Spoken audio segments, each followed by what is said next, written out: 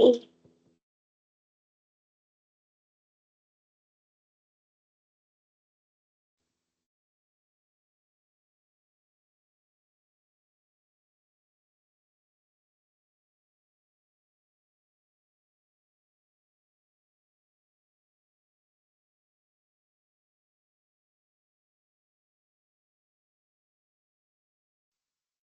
good afternoon, everyone. Good afternoon. Oh, sorry, I'm in Europe. I'm sorry. Me too. Okay. Thank you. Where are you at? Marianne, where are you at in I'm up Europe? in my office. This is completely remote, is it not? Oh, okay. Well, I'm actually in Vienna with my students in Austria. Oh my goodness. Oh my Yes. goodness, that's wonderful. Yeah, we were in Hungary. So we left Budapest, came to Vienna, and we'll leave Vienna tomorrow, headed to where are we going tomorrow? To Prague, to the Czech Republic, and then we're off to Berlin in Germany, and then back home. Oh, what a wonderful trip. I hope you're all enjoying it. They are, and so it's Uh, like literally here, it's like 3:25 in the morning or the afternoon? in the afternoon. Okay. But tonight we're going to learn how to polka dance, to do the polka dance. Last night we went to the symphony. Oh, that sounds wonderful. Thank you.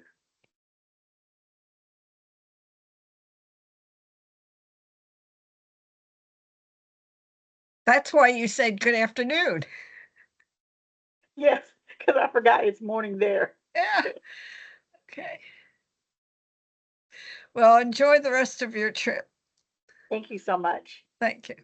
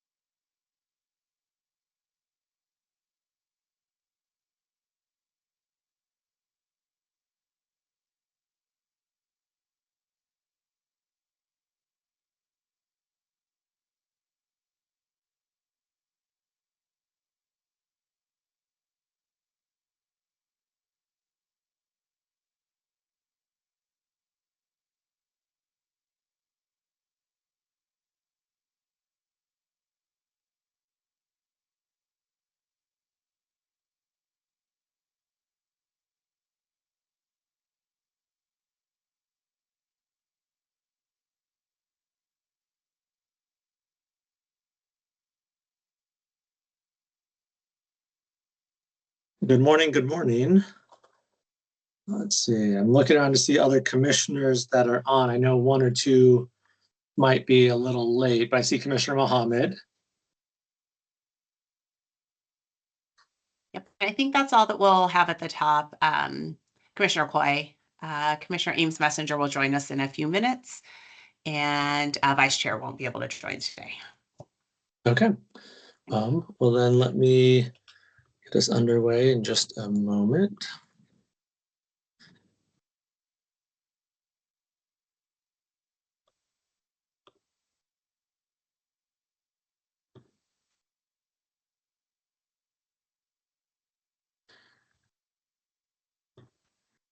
Good morning, Commissioner Coy. Good morning.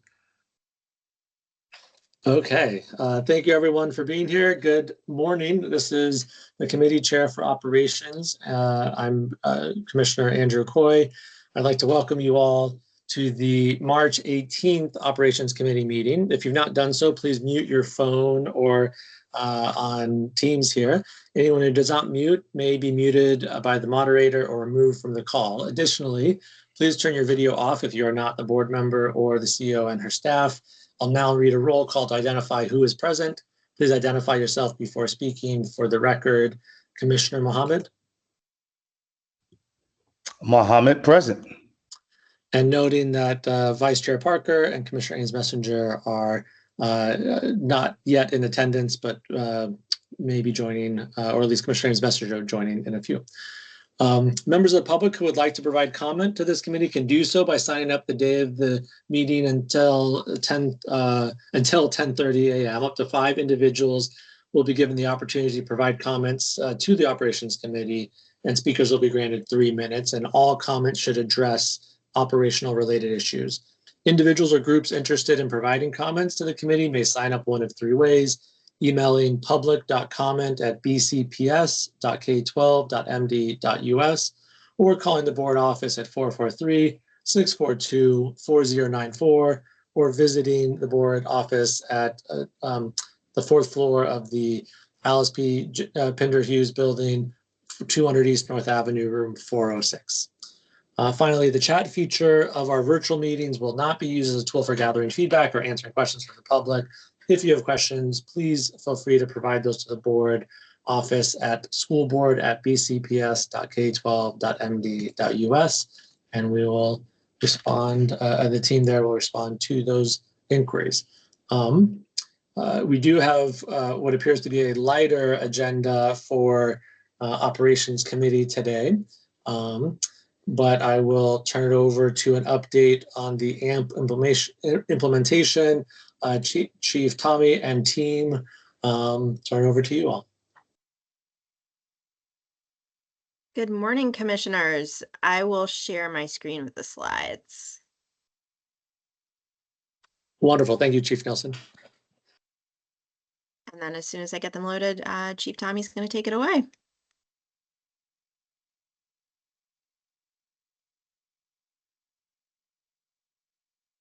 Thank you, Chief Nielsen. I appreciate it. We're here today just to do a quick update on where we stand with the AMP project, the Administrative Modernization Project, for the Operations Committee on March 18, 2025.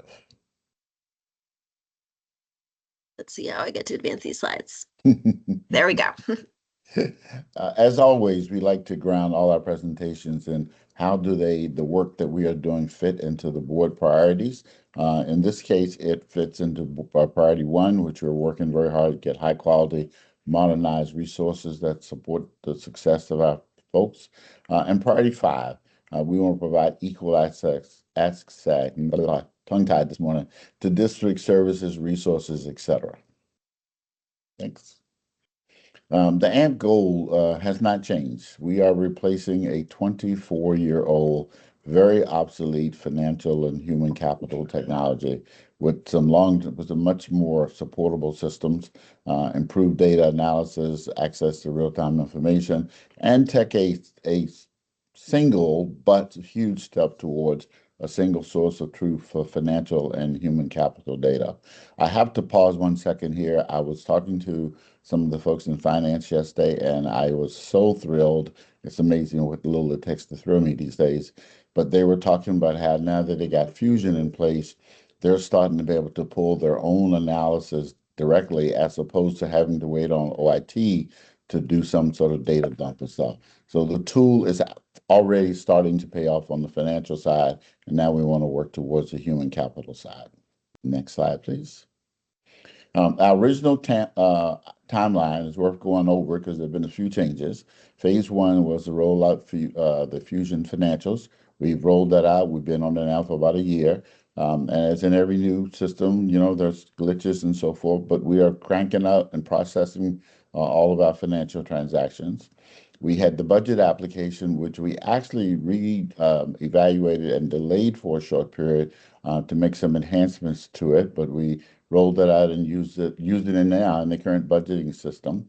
And then phase three is broken down into three pieces, which Chief Nielsen will talk about in a minute. That is the performance management system, which we now call CHARM, replaced the OPMS and Blackboard.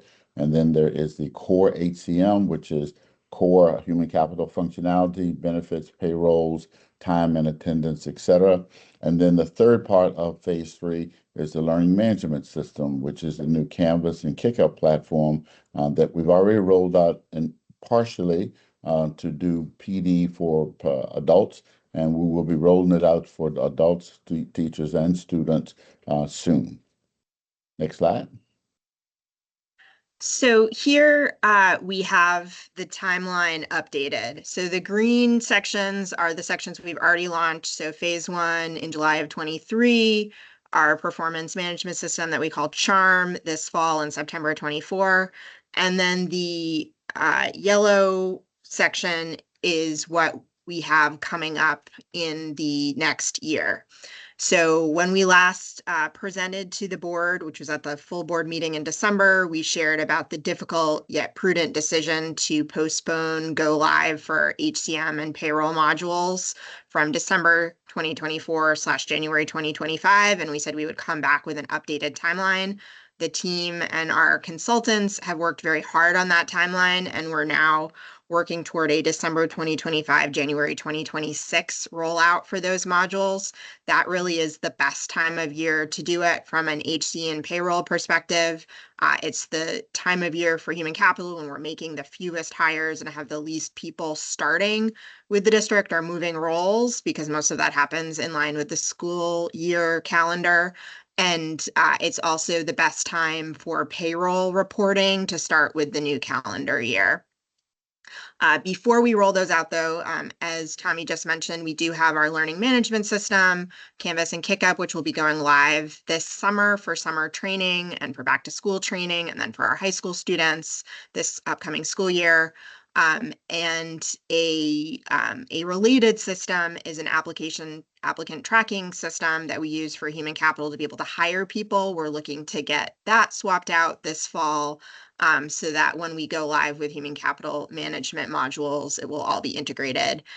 We're also working on our leader tracking system, which is part of our Wallace grant, and will draw on data from HCM and from the LMS.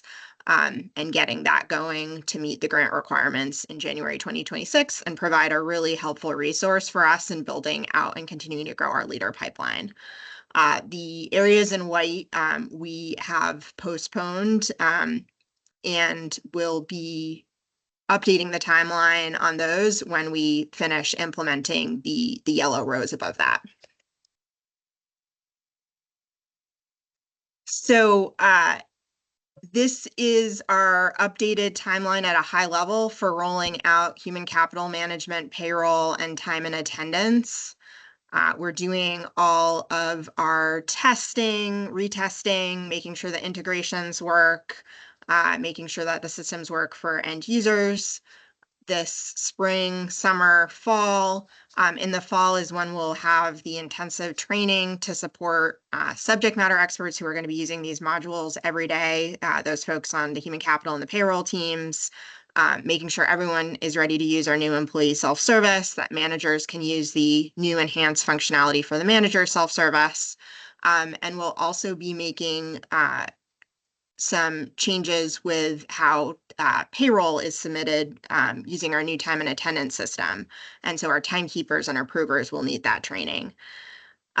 This will prepare us to go live, as we shared in December of 2025, soft go live for the first pay in January 26.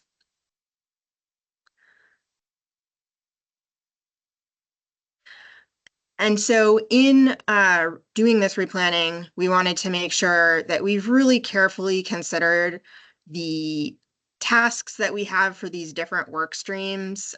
We're working with a few different vendors. So there's Oracle, there's also UKG for our time and attendance.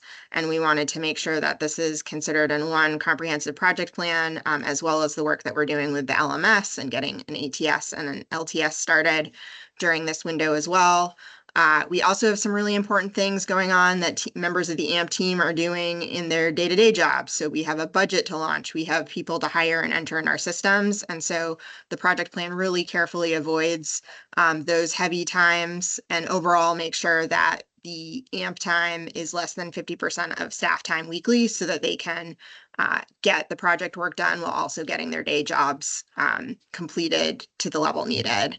And we're tracking metrics as a leadership team with our consultants and with our subject matter experts to make sure that we're staying on track so that we can migrate the data over starting in October.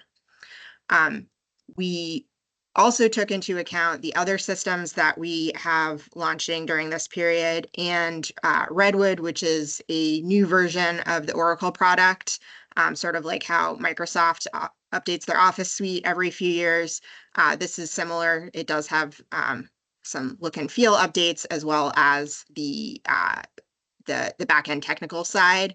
So we're making sure that those new versions are set up and tested for our system to go live and the training materials get updated. So we're feeling as confident as we can about this timeline while knowing that we need to very carefully monitor and manage it to make sure that we stay on track and that when there are issues that spring up along the way that we quickly address them so that we'll be able to deliver this on time. One modification that we're making from the plan that we had last year is that last year's plan was to have employees punching for pay immediately when the system went live. We have since learned that this is not typically how school districts launch. And while we do need the UKG ready module going live with payroll and HCM, we can make it so that timekeepers are entering that timekeeping data in the same method that they're using right now, typically sign-in sheets and binders.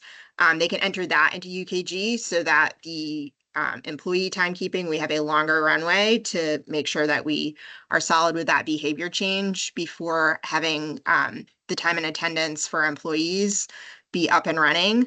We think that launching the payroll system, the new system in Fusion, will also build confidence in people seeing that their checks are correct and then going to punch to pay after that.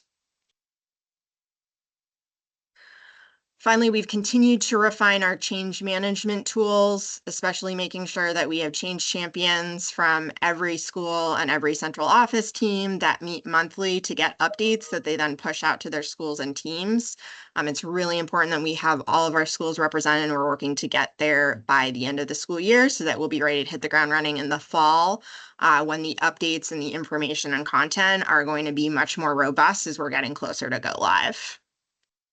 Yeah, and just to put a little bit of emphasis on what Chief Nielsen said, the change management aspects of the project, the change champions from every school is extraordinarily important. We can't be at every school every minute, every day. So we have to train people to get out there and be able to hold the other people's hands and help them get through it. Because this is a massive change, as very clearly anybody in finance can tell you. So that's a big part of what we're doing. Also, what will phase 3 extension cost? So one of the things we reported last time is the fact that we recognize that trying to roll it out in December, there's some technological pieces not ready, and that was the time capture portion. That was being done by a company called WorldGate. We did not feel like we were getting what we were paying for. We went to the parent company, or I shouldn't say parent company. Worldgate is a systems integrator or a partner with UKG.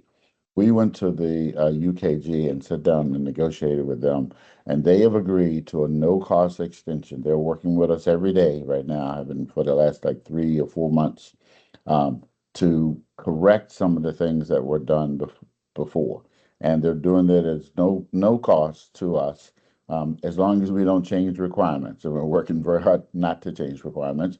But if there's some small change we have to make, we'll do it, but at a small cost. We will not be paying all over again for the work. We appreciate that. AST also has to do some additional work, and we are currently negotiating what that extension looks like. What part of it we feel like they should maybe have raised the flag a little bit earlier, and what part of it is extra work caused no matter what. So we will be negotiating that, and we'll be coming back to the board with the number for that. But this is all good news from a financial standpoint. No cost for the UKG extension, and we're going to try to negotiate the AST extra work to be as low as possible for the district. And with that, are there any questions for us on this?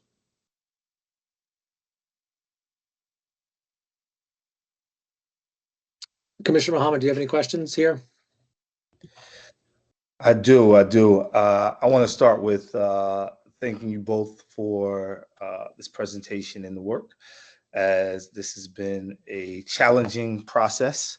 I want to also thank Chief Tommy for the update around cost, because that's where, of course, I was going to start. With the no cost with UKG and then owning up and taking responsibility, that is great to hear. With AST, looking forward to seeing what fruit this negotiation produces. So I will hold off on that. My question is around the issue of punch for pay. Now, the punch for pay, we're suggesting that we need a little bit more time, 3 to 6 months after our go live date, to assure that whatever behavior we need to be able to be modeled, or whatever skill set we need to develop, that it would best suit us to do that 3 to 6 months after the go live date. I just want to hear clearly, what are those behaviors or the skill set needed to assure that we are okay with the punch for pay. If the time is needed, I'm okay with that. Let me be clear that I'm okay with that.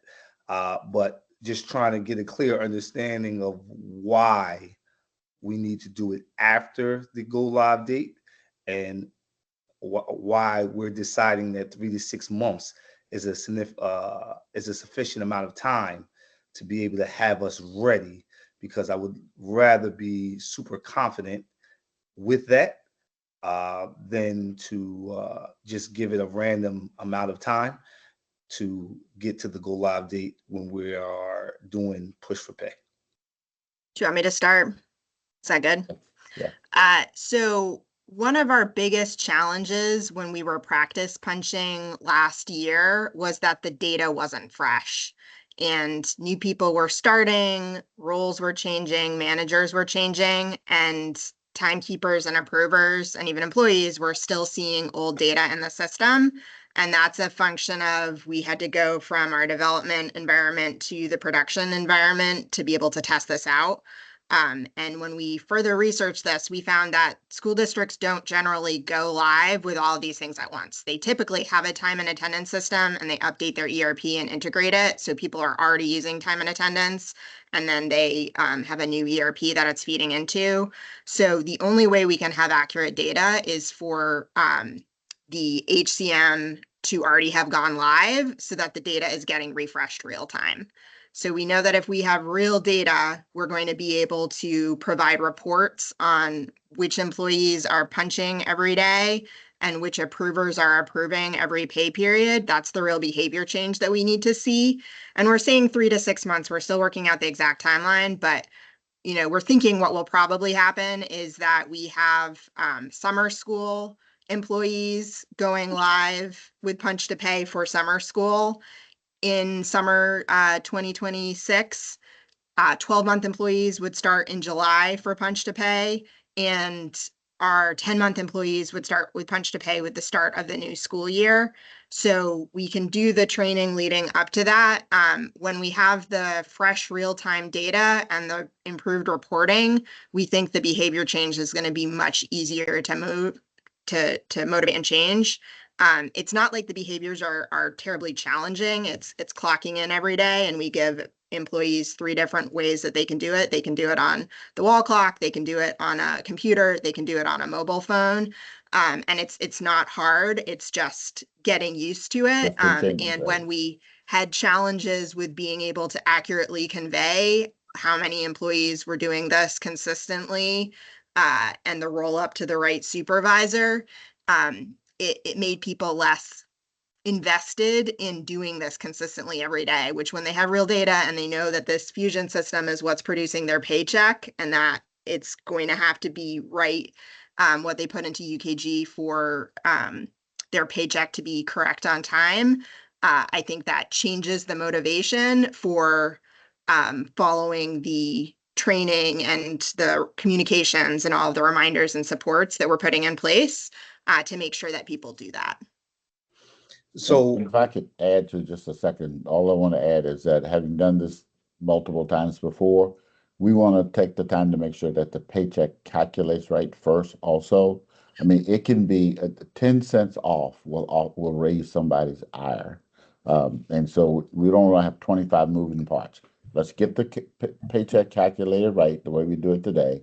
And then as soon as we do that, we'll move to Punch to Pay and deal with the human change, the whole change management of behavior. So it's just a smart way to do it. We felt, and when we found other school districts all did it that way too, we said, well, then we're following good patterns. I appreciate it. So in this 3 to 6 months, and let's add this to AMP altogether, the evaluating process to make sure that we are where we need to be to say go, because we're saying 3 to 6 months. So there's a period of time that we could potentially be ready or not. How are we evaluating AMP? How are we evaluating what we're doing as a whole during that process? And what do we see as success to be able to say, okay, we're now ready to go live with our Punch to Pay? So UKG Ready will already be going live and all of the testing will be completed for the go live in December and January. Likely what is going to be the timeline for when we implement Punch to Pay is going to be based on events in the school calendar, less a readiness assessment and more a natural timeline with the school calendar. Okay, so just want to be able to hear, so we can set a potential date now. It's not 3 to 6 months. We can set an actual date because it's based on the calendar.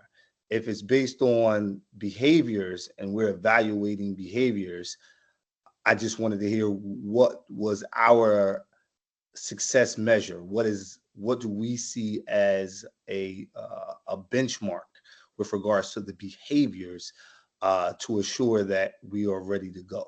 But if it's a timeline issue and it's strictly based on school calendar and what's going on, let's just go ahead and set a date for that using that.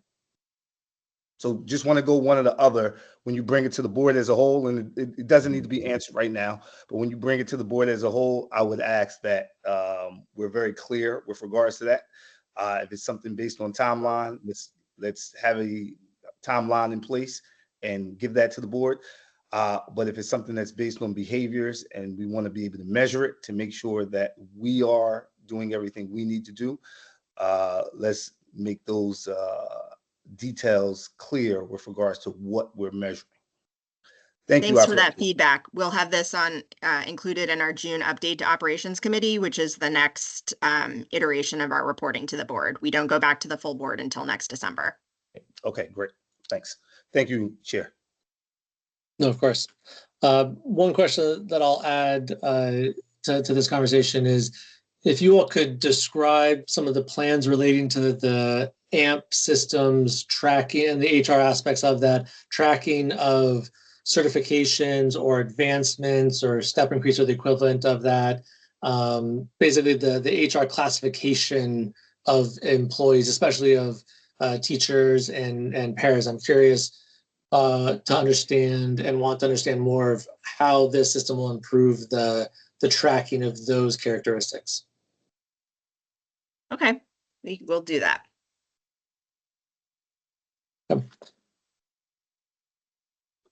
Anything else on this item?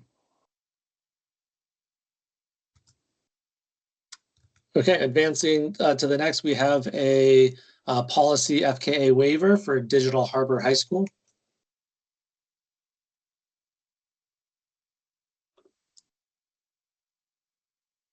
Good afternoon, everyone.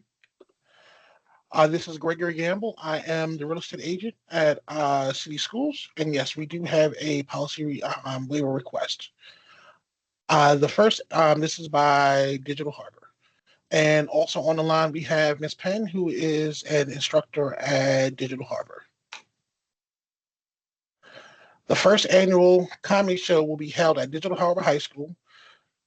The 2-hour event will serve as a tool to financially support the students of Digital Harbor High School who participate, travel internationally with the school. We want to make our students internationally, we wanted to take our students internationally to experience museums, cultural history, art galleries, and the marketplace. Our objective is to provide an opportunity for our students to examine another country's culture, history, and industry in order to collect information and incorporate it into real-life scenarios. Students will expand their learning beyond the walls of the classroom into the world beyond the city limits of Baltimore, Maryland. Our trips will provide students with experience which cannot be duplicated in the classroom setting, but nevertheless are an integral part of instruction. The trips can best be described as a living laboratory in which learning is acquired through an active hands-on experience with rich resources provided by the local population of the country. This travel experience... Mr. Gamble, thank you. I just want to pause you for a second and ask Commissioner Mohammed if there are questions that you have as it relates to the purpose or the proposal for this waiver. None here. One question I do have, and thank you for going through and reading some of this. I do have a couple questions that maybe we can jump to some of the questions having reviewed. One of the questions that I do have is, this is the first annual for this event, but do the individuals specifically related to this have experience in managing a prior waiver of a similar nature? No, this is the first time they've chosen to raise funds, and the school is currently on a trip right now. They're currently in Europe right now. Yeah, and certainly the purpose of the funds and the international travel is wonderful. That's not the waiver, though. The waiver is for the event that is the fundraiser, correct? Yes. And this is the first time they've sought to raise funds in this manner.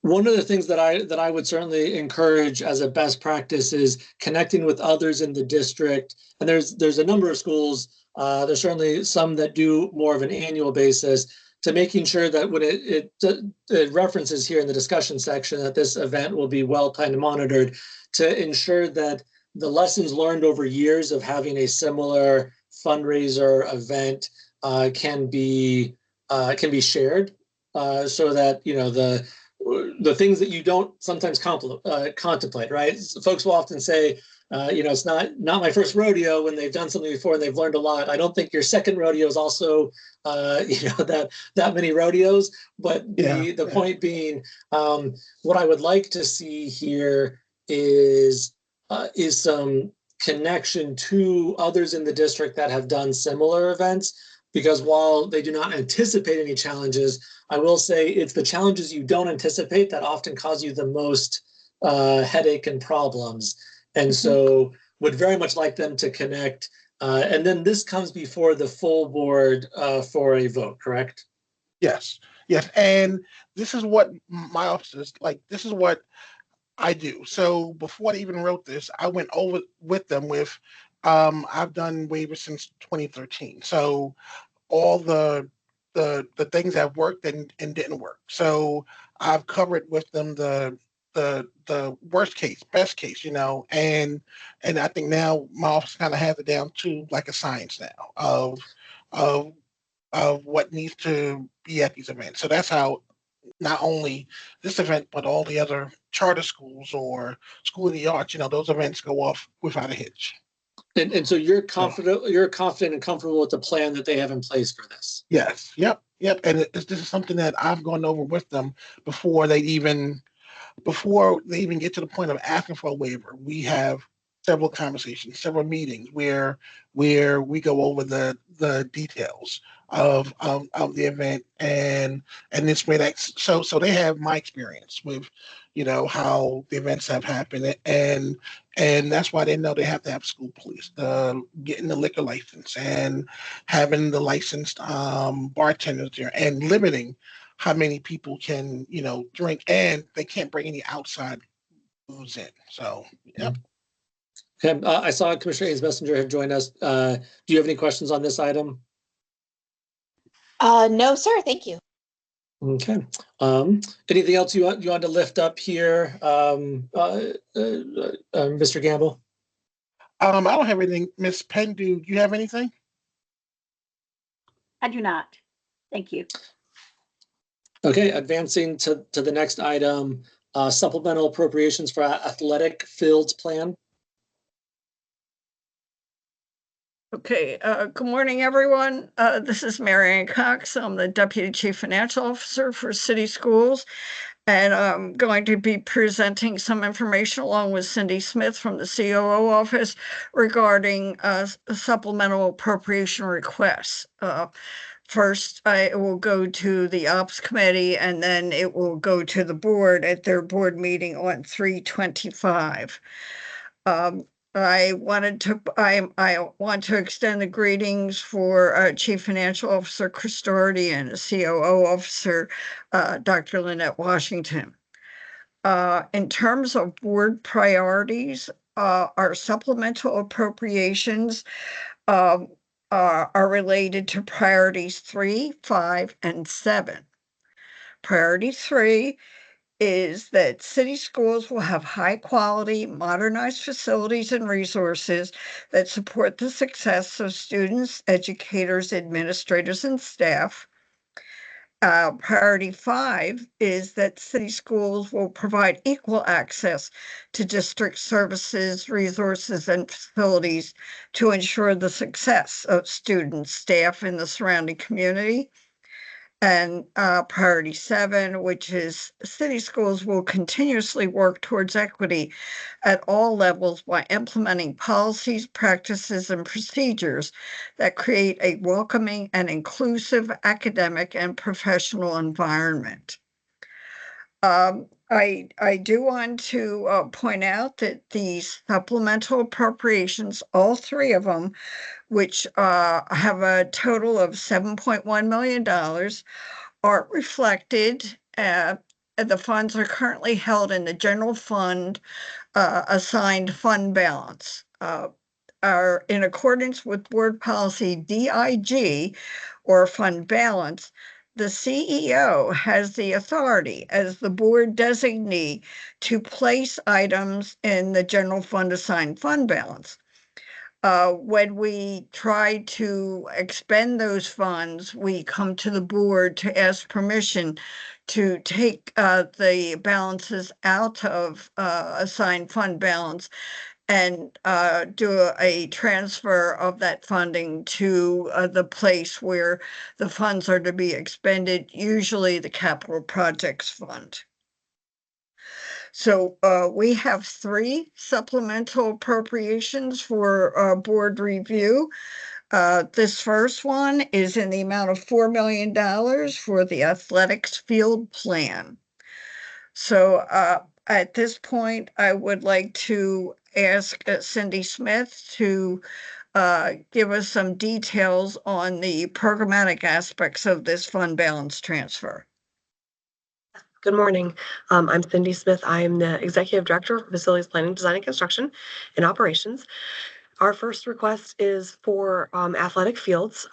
Improvements to athletic fields are at the very bottom of our capital list, which means we never get to them because we have so many other systemic needs. And many of our fields are in very poor condition.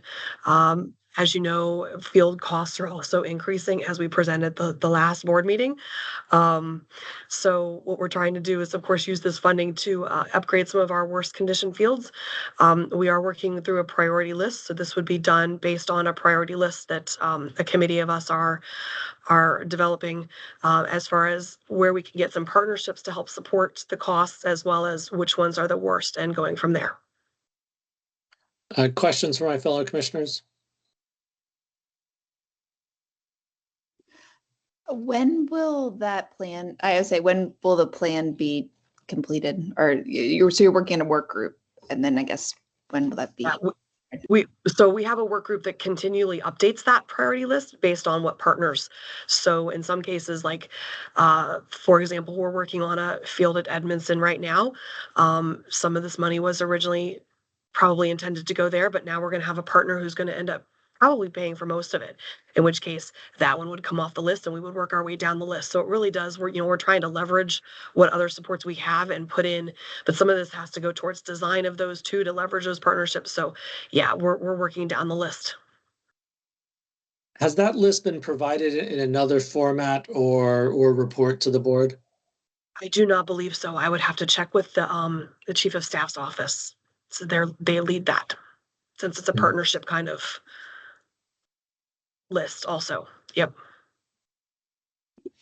I would be very interested in that list, partially just to be able to celebrate with you all that these are high profile and exciting things to be able to have to do. And I think being able to demonstrate not only that this is doing, but I think also celebrate partners who are doing that work with us. And if the board's able to help be part of that celebration, I'm there for it. So that would be great. Also, I think just to see where like kind of the trajectory as we're going over time as a district and the plan and the needs, it's helpful context. Absolutely. And fully recognizing that part of the reason they're not all spelled out is that you certainly are working with partners to try and to stretch the dollars as far as possible, and so want to be flexible in those ways. And I would say that when this does come to the full board, being able to say, here's our priority list. Now, how far down we can make it on that list is dependent on these factors. But, given the role of the board in approving these funds to be spent out of this source of funding, I would just reflect and say that this current amount of detail is likely insufficient for the board as a whole to feel that they could approve to know what they are approving, A final thought on that, and Commissioner Mohammed and Coy, jump in if you lean in a different direction. My wondering would also be if there is a way to share and celebrate the recognition of staff has done in terms of those specific partners. And so putting it also in the context of, with Edmondson, it's moved because X, Y, and Z partner. And now if all that's not public, I mean, certainly that's a fluid thing, but I think to be able to celebrate both the project and the partnership piece, just as we move into new seasons of fiscal realities for school districts, I think to be able to celebrate the work that's already happening with partnerships where it does show up would be helpful for the board and the public. You got it. Any additional questions, Commissioner Mohammed? None here. I appreciate the work. I say you guys are experts at stretching the shoestring as tight as it will go. So thank you for that work. We know it is a hard ask. Okay. Thank you. The next supplemental appropriation relates to a request for $2.8 million for the Patterson Protection System project. And the details are on the next screen. So if we could go to the next screen, please.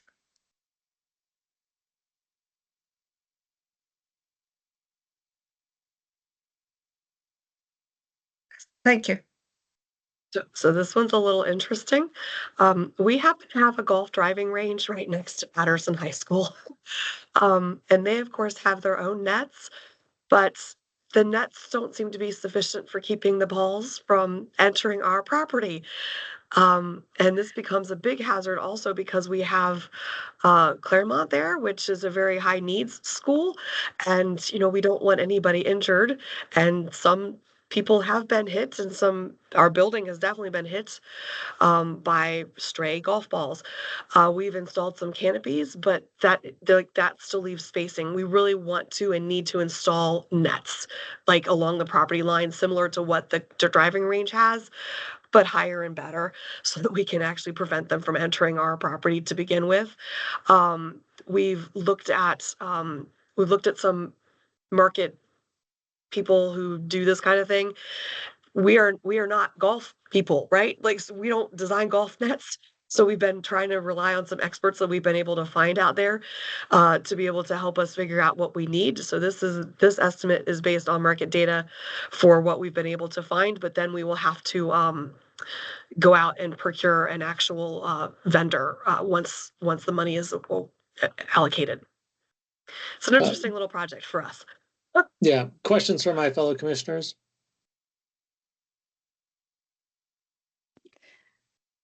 I'm going to ask this one because I know I have several board colleagues who will ask it for you in the meeting. What's been done to try to get the golf course to try to cover this cost? And which I'm sure, looking at your face, there's been many efforts. I would spell those out front.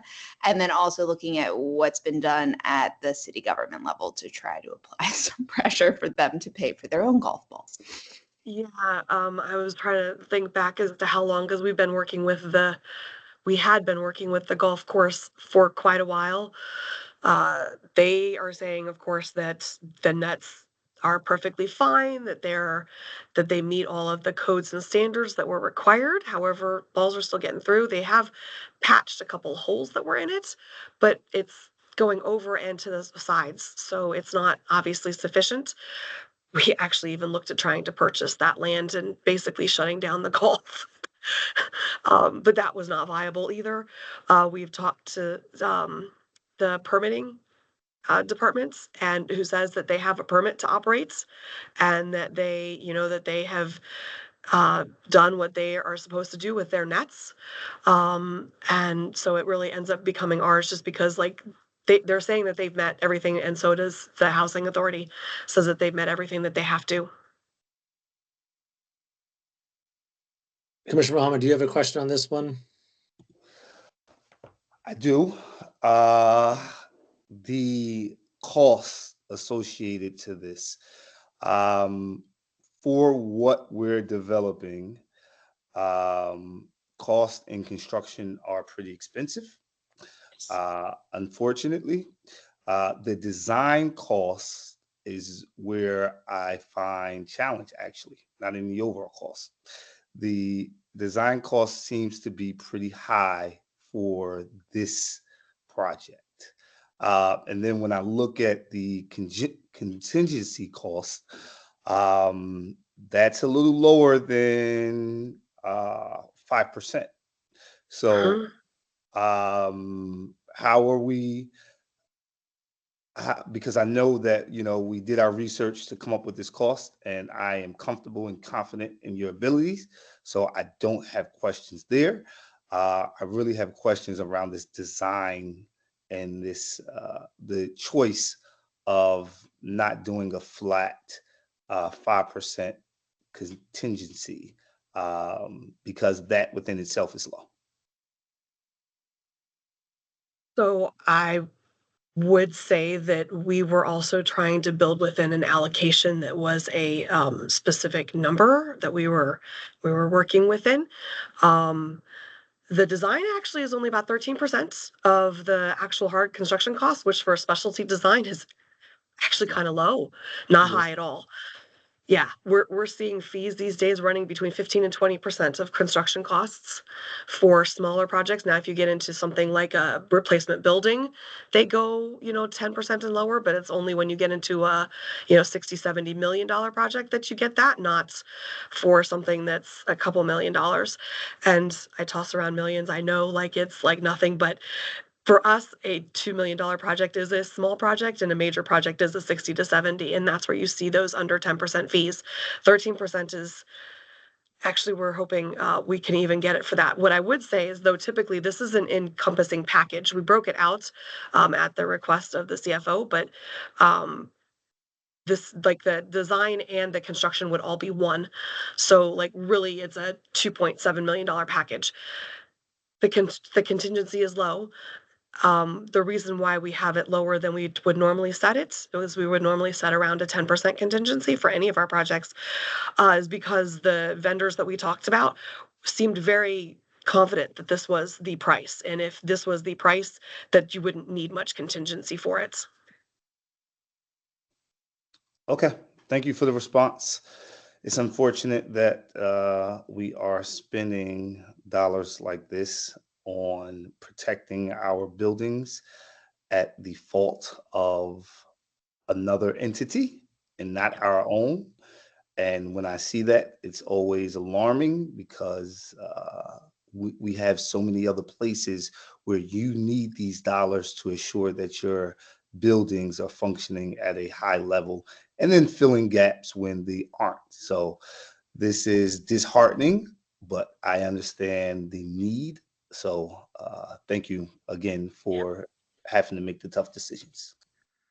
We agree. We agree that there are much better places to spend it. It is, however, we also want our kids to be able to go outside, and right now they really can't. So yeah. Yeah, and I guess my sort of general reflection here is very much in line with this.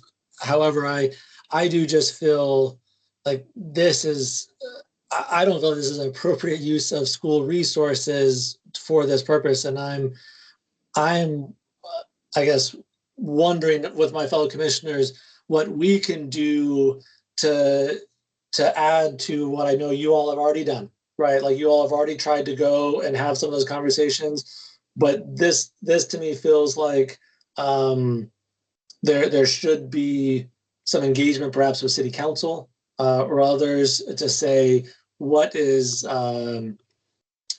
occurring here surely cannot be okay with others, and that city schools has to expend these types of resources to solve for it. Feels just it doesn't sit well with me. So but this is where I'm considering and wondering with my fellow commissioners, to what extent are we willing to do something to try and be helpful here, or do we reach the same conclusion that there's that we are seeing our students suffer the consequences of this, and if we want a different solution, we have to then pay for it?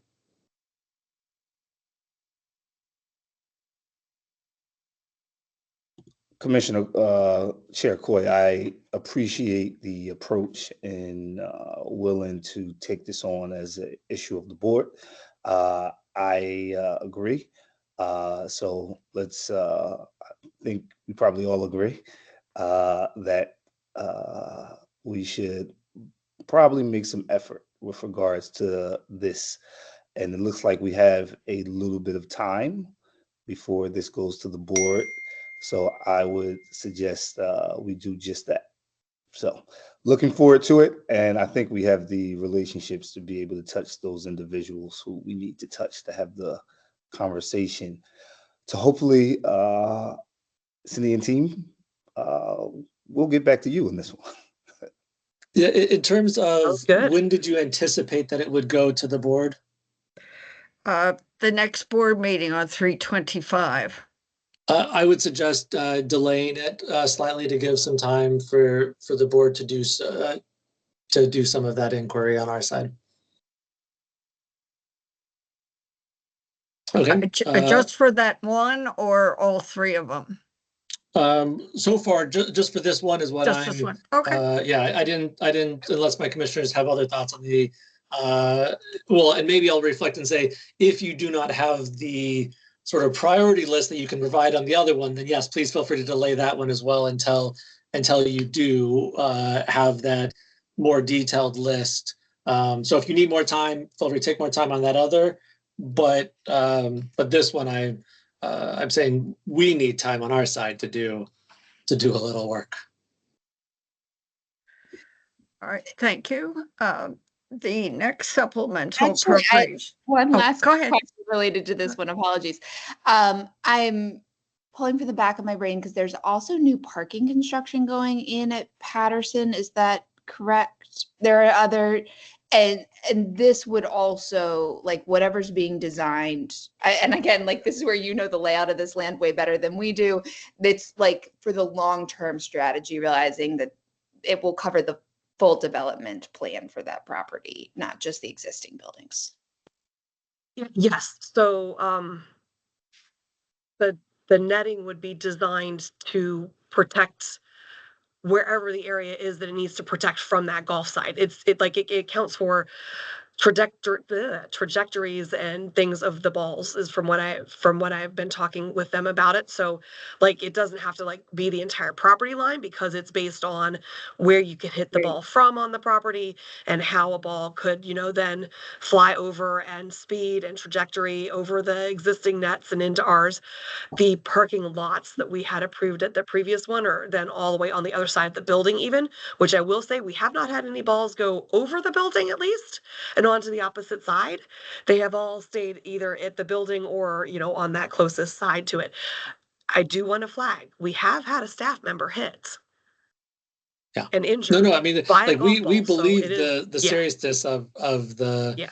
the situation. It certainly does sound like a interesting applied physics problem set, for as a case study in how high a net should be. But yeah. Okay. And maybe, commissioners, what we do is we engage some students in projecting these things and show how our students have calculated what the golf course should be doing that the golf course has not apparently calculated that they should be doing, in our conversations with city council members. But yeah, thank you for that additional insight there. Moving on to the next item. Okay, thank you. The third supplemental appropriation, again, is a request to transfer fund balance from the general fund, assigned fund balance, to the capital projects fund. This one is for various playgrounds projects. So if we could have the detail sheet.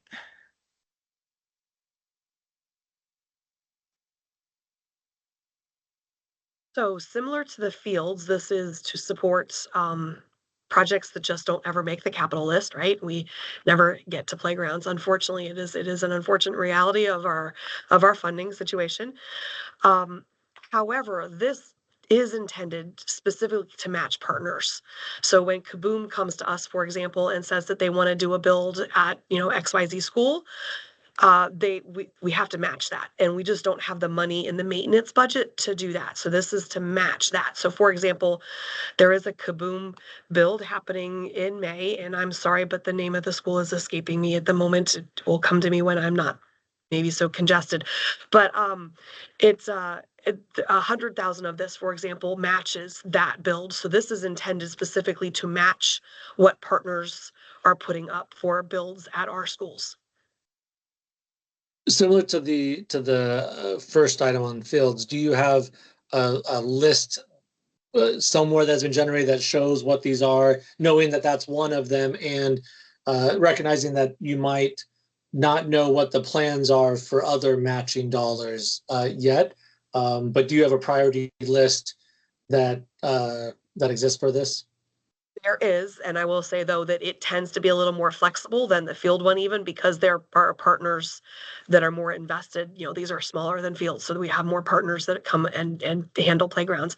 And Kaboom typically has requirements for the ones that they want to do versus sometimes not necessarily matching up with our priority list. But if they're going to put money towards it, we'll be like, yes, let's take that. So, but there is a list that I can again ask the chief of staff's office for.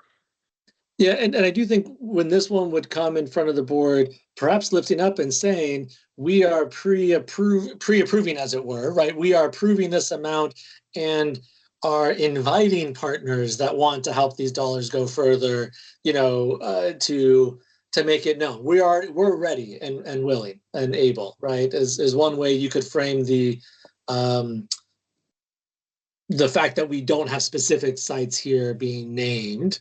But naming those that we can, I think would be helpful to the points that Commissioner Ames Messenger lifted up around both celebrating that progress, celebrating the partners involved with it, you know, and just showing the ways in which we're caring for our spaces. Any additional questions, Commissioner Mohammed, Commissioner Ames Messenger? None here. I do. I'm sorry. I have a question actually about the community engagement process around playgrounds. Just the reality is like playgrounds are open spaces in a lot of our districts where people are playing 7 days a week, 18 hours a day, whether we want them to or not. And so, and I think realizing like communities have ownership in a different way over playgrounds than they do have over other areas. So I guess just wondering kind of what the process is for the engagement, kind of when those funds have been earmarked, what are kind of the requirements around getting community feedback, both from the schools, but also that we are being good neighbors, and from people that, you know, might have kids that are going to be coming to us in 5 years, or, you know, went to the school 20 years ago and have their grandkid, but kind of what are the processes around engagement of what the playground looks like, things that they might be concerned of that we're not aware of because we don't live there. I am going to have to get back to you on that one. I don't have an answer for you on that.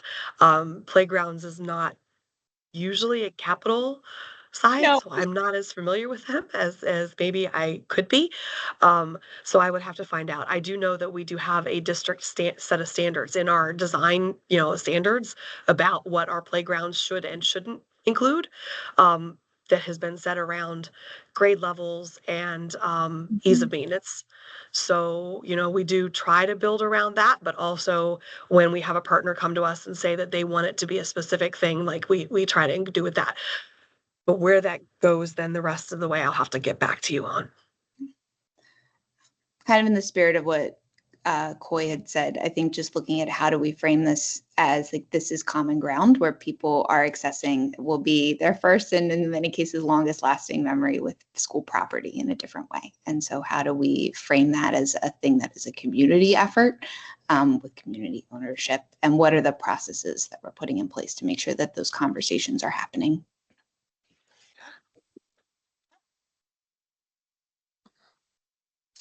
Wonderful, thank you. All right, thank you. Okay, moving on here to procurement agenda.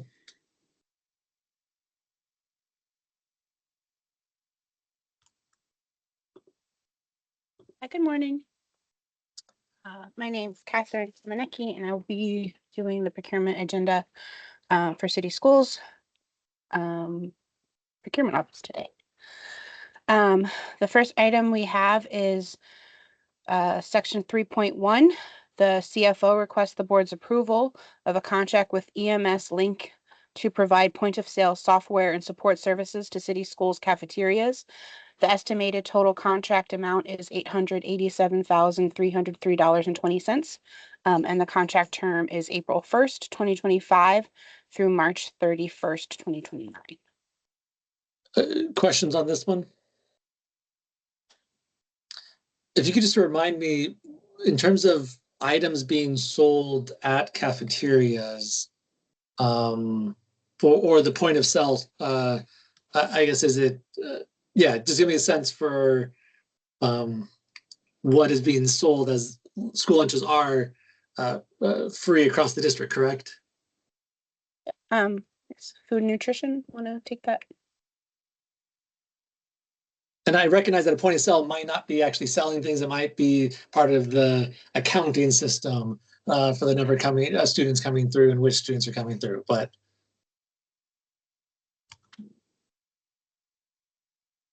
and if someone's not on the call right here now, if they could just be ready to provide that additional insight, if it's not in the letter. I guess I did not read the detail on this one, admittedly. Commissioner Coy, this is Arzu, Special Assistant to the Chief Financial Officer. I'll make sure we get that answer for you. Thank you. Okay, I see. I'm reading it now in the second paragraph. It says this contract will allow city schools to meet mandated program requirements of submitting claimed meals for school breakfast, lunch, supper, and after snacks. Okay, so it's not so much for the point of sale from a sell perspective as it is from an accounting perspective. Understood. Moving on to the next item.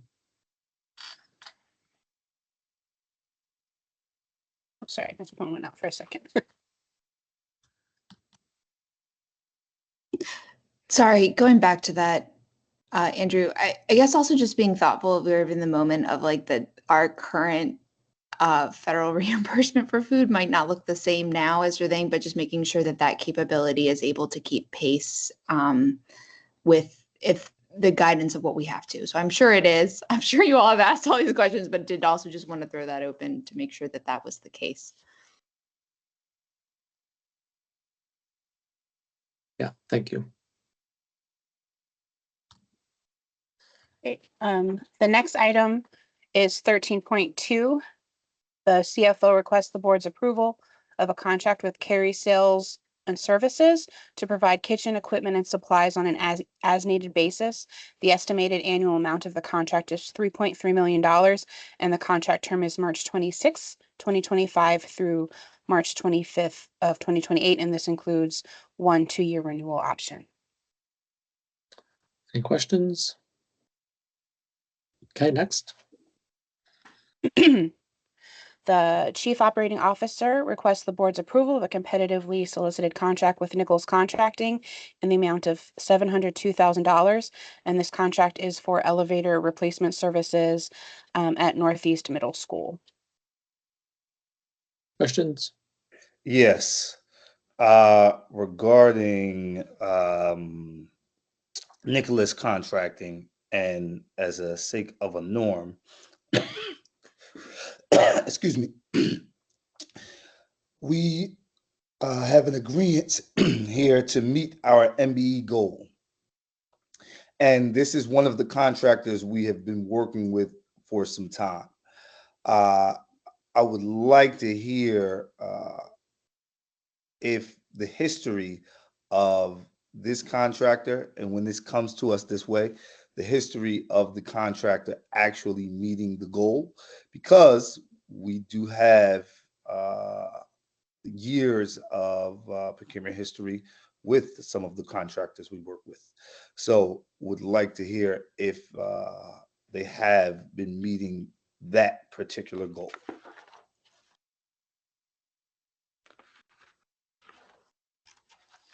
Katie, you good with me? Yeah, so I wouldn't, this would be either the MBE office or someone else, or we'd have to get back to you.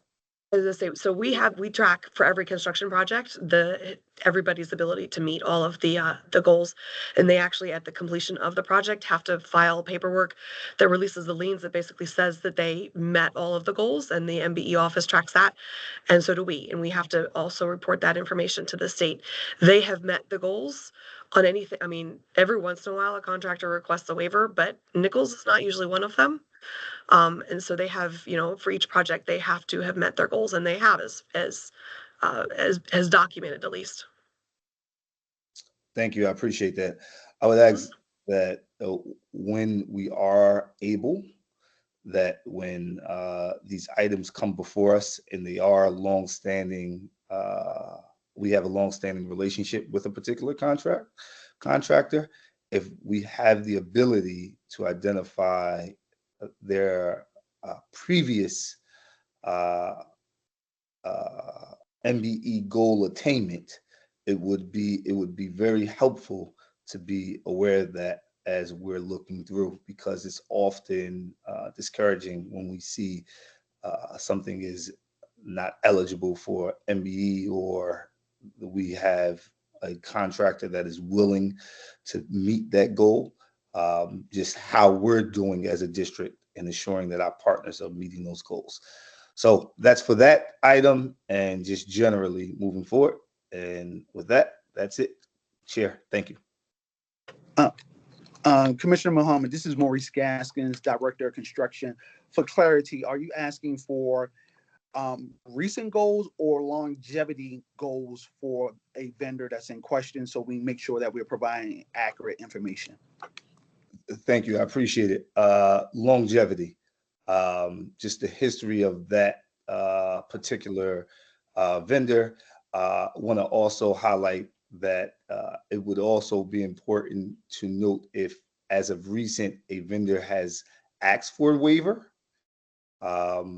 That would be helpful as well, but definitely looking at the longevity. Ensuring that all of our vendors hear very loud and clear that MBE goal attainment for the board, when we're looking at procuring items, is going to be of the utmost importance.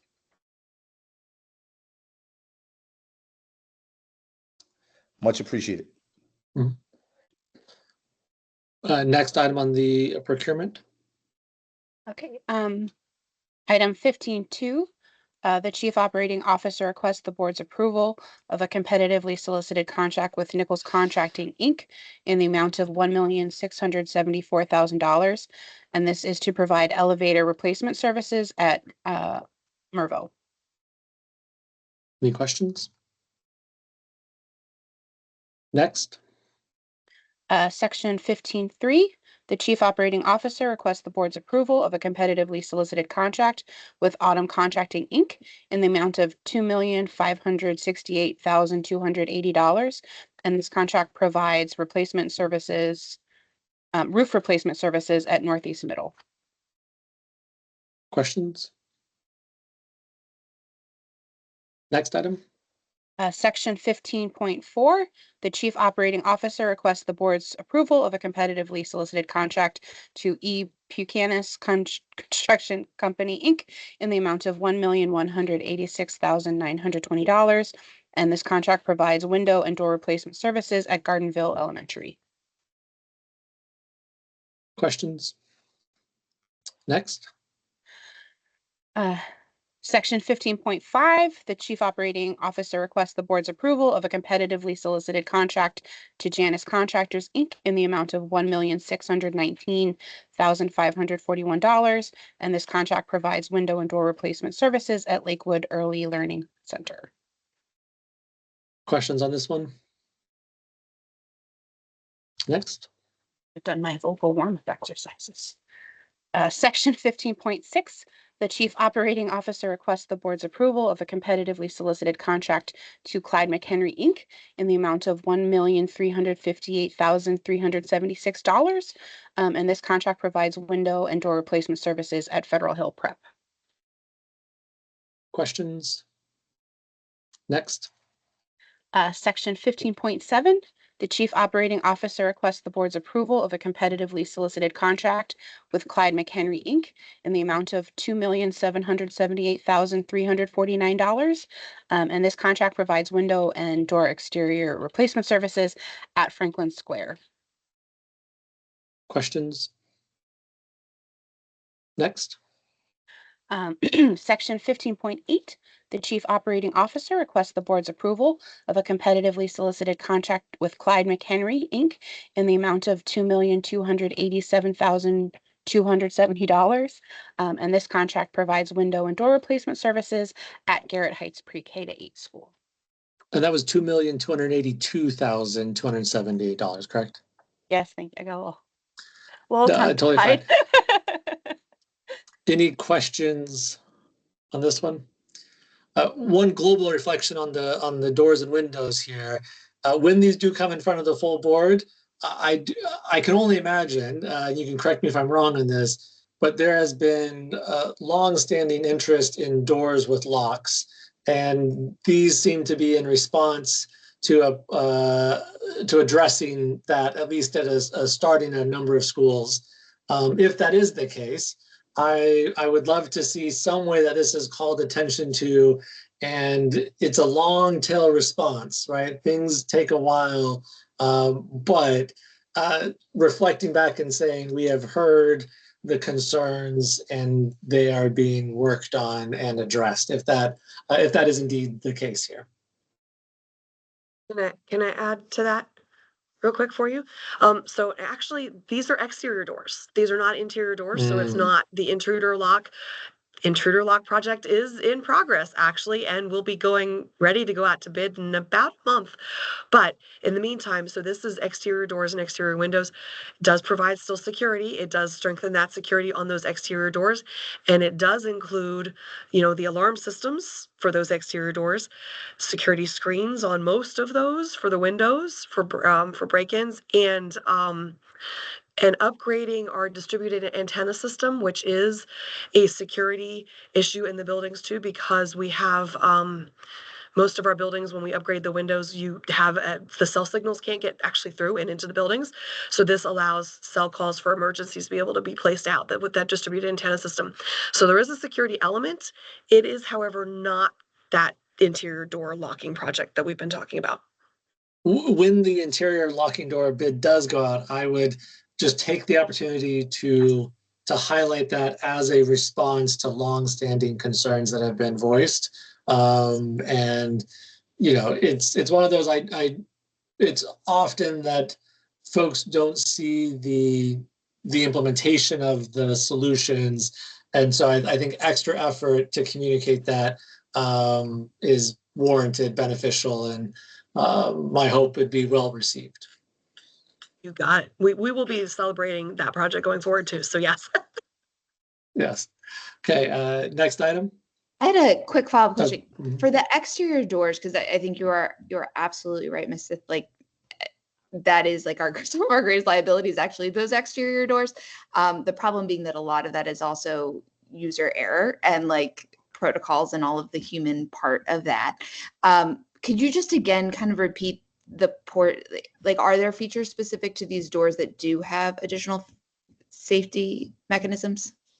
So we've been working with the maintenance team who has been installing, audible alarms for when a door is left open too long. So these will have, that kind of system, the same thing that they've been installing in those. Many of our exterior doors, unless they're a primary door, are also being installed with no hardware on the outside, so that you cannot use it to pull open on the outside then too. So that's also, it's a very simple, but effective actually security measure if you can't pull open that door from the outside. So yeah, there's a couple of things with those doors.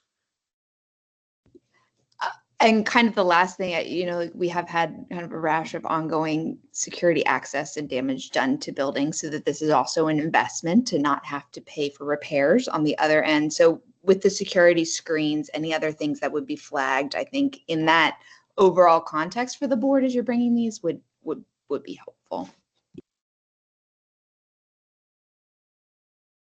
Thank you. Next item.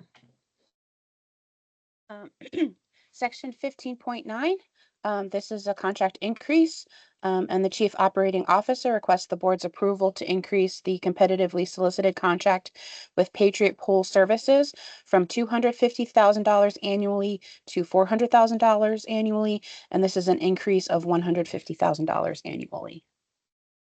Questions? Next. Section 15.10, this is another contract increase, and the Chief Operating Officer requests the board's approval to increase the contract with multiple vendors listed below to provide fire alarm installation, inspection, repair, and preventative maintenance services. And this request for an increase is from an estimated the board is requested to increase the estimated annual contract amount from $800,000 annually to $1.5 million annually. And this is an annual increase of $700,000. Any questions? Next. All right. This is now section 16.1. The Chief Human Capital Officer requests the board's approval to piggyback a competitively solicited contract with Aon Consulting to provide benefits services. And the estimated total contract amount is $708,928. And the contract term is June 1st, 2025 through May 31st, 2026. And this includes 3 one-year renewal options. Questions?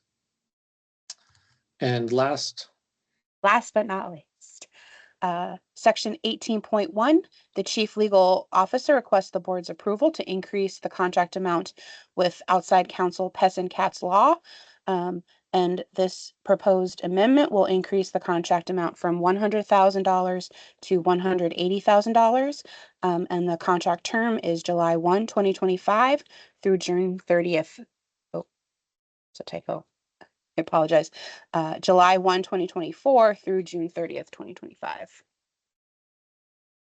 wait, say that one more time on the, what is the contract term? Yeah, there's a typo, which I just caught, of course. July 1, 2024 through June 30th, 2025. So the contract term has already started? Yes, this is a contract. Okay, because this is the extension, this is the increase of that. Okay. Yes. Mhm. Okay, thank you. On the Mary Ann Cox, your hand, as well Yes, as yeah. Yes, thank you. And both Arzu and I may have the same question. I was just trying to determine clarification for the submission of those 3 supplementals. What it sounded like to me was that the second supplemental for the Patterson Golf situation, that is to be deferred until the commissioners attempt to intervene and see what intervention might be appropriate. For the other 2 that you had asked for the submission of the list for each of them in terms of priority projects, if that list can be provided, should we proceed to the board meeting on the 25th of March, or would you like those deferred as well? I would say when the list is ready, you can proceed.